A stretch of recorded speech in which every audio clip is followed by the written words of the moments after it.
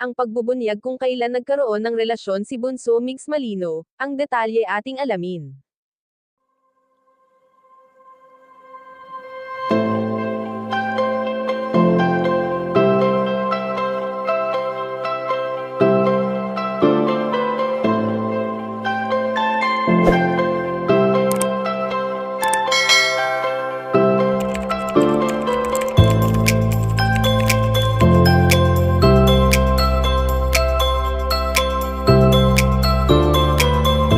Maligayang Bunso Mix Malino nga ang ating nakikita ngayon sa kanyang mga social media accounts.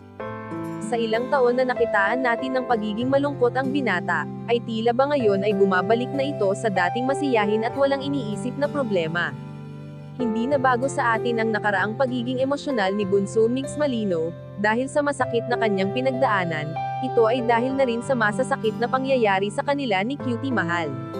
Ganun pa man ay pinilit pa rin ng binata na maging matatag at maging positibo sa lahat ng bagay, kahit pa man may mga araw na nababalot siya ng lungkot, dahil sa sobrang pagkamis niya sa kanyang prinsesa.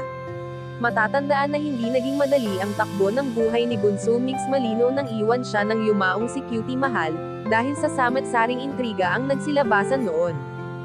Sa daming bashers ng binata, ay ni minsan ay hindi ito sumagot, bagkos ay laging laman ng post ng binata ay patungkol sa pagiging mapagpatawad sa kapwa.